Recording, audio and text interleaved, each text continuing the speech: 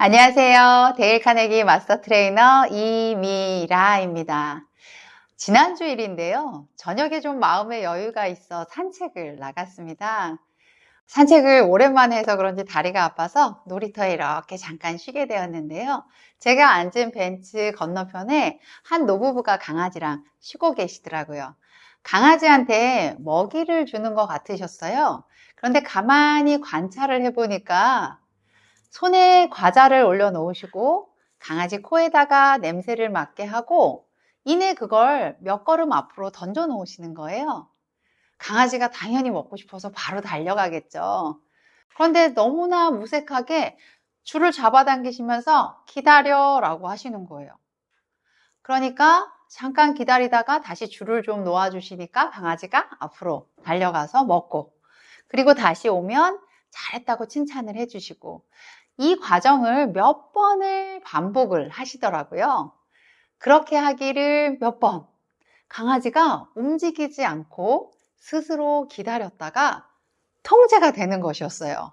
와, 저한테는 진풍경이었습니다. 바로 강아지에게 조절력, 자제력이 생긴 것이었어요. 사실 이렇듯 자제력은 순전히 의지에서 나오지는 않습니다. 우리에게도 자제력을 발휘하는 어떤 훈련 또는 제 표현으로 시스템이라고 하는데요. 아주 특별한 전략들이 좀 필요합니다. 얼마 전 한 회사에 임원분들을 코칭하고 있는데 한 분이 그러시더라고요. 하루에도 3-4번 이상 자신의 이 감정이 필터링이 되지 않고 험한 말이 그냥 입으로 나가게 된다는 것입니다. 요즘 우리의 모습 속에 어떻게 감정을 잘 통제하고 소통하고 계십니까? 최근 본인의 어떤 행동이나 태도 면에서 좀 참을성 있게 인내심의 수위를 좀 지키고 계실까요? 사실 우리 리더의 감정은 그냥 혼자 화가 나고 막 기쁘고 그 자체만으로 끝나진 않죠. 특히나 우리 리더들의 감정 중에서 이 부정적 감정, 화를 넘어서 분노나 불안감 또는 두려움, 긴장감, 이런 것들은 사실 본인뿐만 아니라 직원 개개인에게 또 조직 전체의 분위기에도 사실 엄청난 영향을 끼치게 됩니다. 크게 우리 인생으로 한번 따져보면 행복에 대한 것도 통제가 필요하고요. 사랑한다라고 하는 것도 통제가 필요한 것 같습니다. 또는 반대로 우울하거나 불안한 부분에 대한 부분도 사실 통제가 필요하죠.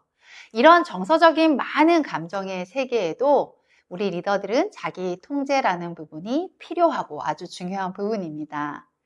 사실 리더십의 역량 중에서 이 자기 통제력이라는 부분은 사실 코로나 팬데믹을 지나고 나서 교육 모듈로도 자주 요즘 반영되는 것을 바라봅니다. 자기 통제력, 당연한 것 같지만 리더십에 굉장히 중요한 역량인데요. 우리 각자가 비즈니스에서 자신이 갖고 있는 업무의 량이 있죠. 그런데 과도하게 업무의 량을 갖고 있다거나 또는 각자가 기대 성과를 내야 하는 어려움들이 있습니다.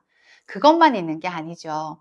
내 외부적으로 이해관계 안에서 얽힌 여러 가지 압력들이 우리가 그 안에서 공존하게 되는데, 이런 상황에서도 자신의 감정을 잘 조절하고 업무의 중심을 잃지 않는 역량인 것입니다.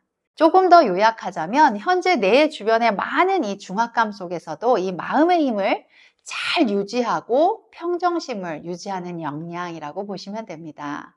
자기 통제력이 있는 리더에게는요, 2가지 행동 특성을 볼 수 있는데요. 첫 번째는 스트레스 상황을 잘 견디면서 책임감 있게 업무 수행을 한다는 것입니다. 두 번째는 심리적 안정을 잘 유지하는 거죠. 자신의 감정을 잘 유지하고 조율하고, 그럼으로써 자신의 감정을 건강하게 표현한다는 것입니다. 한번 질문을 드려볼까요? 만약 오늘 주변의 상사나 동료로부터 일방적인 부정적인 피드백을 한번 들었다고 한번 가정해 보겠습니다. 물론 우리가 꼭 긍정적인 피드백을 바라는 건 아니지만 부정적 피드백을 받는 것도 우리에게는 습관이 되어야 합니다. 그런데 그걸 받았을 때 누군가에게 나에게 비난을 했을 때, 아니 저 사람이 나를 어떻게 안다고 저런 얘기를 하지? 아니 저 사람은 저걸 해보고 얘기하는 거야? 당신이 뭔데 나한테 그런 얘기를 할 수 있어? 하면서 이 감정에 통제가 되지 않고 업무의 집중력이 낮아진다면 어떠실까요? 또 반대로 어떠한 피드백을 받았더라도 아, 그래. 그럴 수 있어. 아, 내가 또 성장하라고 이런 피드백을 주나 보다 할 수도 있지 않을까요? 사실 조직 내에서 우리 레디컬 캔도라고 하죠. 솔직한 피드백은 참 중요하지만 그 솔직한 피드백이 정착되기 위해서는 개개인의 이 자기 통제력이 높아야지 더욱더 효과를 발휘하는 것 같습니다. 자, 그러면 통제력을 어떻게 높일 수 있느냐는 것입니다. 오늘은 한 가지 행동 가이드라인만 제시하겠습니다. 계속 앞으로 업데이트 하겠습니다. 요즘 내가 어떤 생각을 자주 하느냐 한번 체크해 보시겠어요? 내 생각이 어느 방향으로 자주 반응하느냐입니다.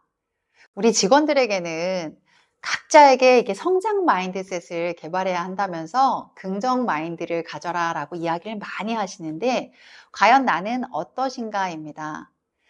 자기 통제력을 키우는 많은 방법들이 있는데요. 그 방법들 하나하나를 훈련하기 전에 바로 가장 중요한 영순위가 내가 지금 어떤 마음을 먹고 있는지가 중요합니다. 바로 어떤 태도로 반응하느냐가 우리 삶의 방향을 다르게 하기 때문인데요. 우리 뇌는요, 생각과 선택과 반응에 따라서 긍정적이든 부정적이든 변화되는 것이라는 거죠. 이 과정을 실제 우리가 뇌조형이라고도 하는데요. 이 부분은 자기 통제력의 행동 특성이라고 할 수 있는 스트레스에도 영향을 미치기 때문입니다. 리더에게 생각은 강력한 부분입니다.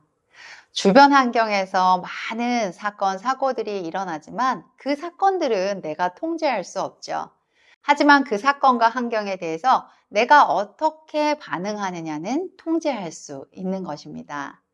저희 카네기 원칙 1번 원칙이 있습니다. 가장 중요하고 이 원칙이 실천되지 않으면 다른 원칙이 어렵다라고도 이야기하는데요. 바로 비난, 비판, 불평하지 말아라 라는 원칙입니다. 이 원칙을 다른 사람에게 무분별하게 비난, 비판, 불평하지 말아라이지만 이것을 저는 잠깐 뒤집어 보면 나에게도 먼저 비난, 비판, 불평하지 말자라고 말씀드리고 싶습니다. 리더가 자기 자신을 인식하고 이해하는 건 중요하지만 자기 스스로를 너무 무분별하게 비난하고 비판하는 것은 더 큰 성장 마인드셋을 갖기 어렵고 또한 자신의 감정에 대해서 부정적인 감정을 실을 수 있는 요소인 것입니다.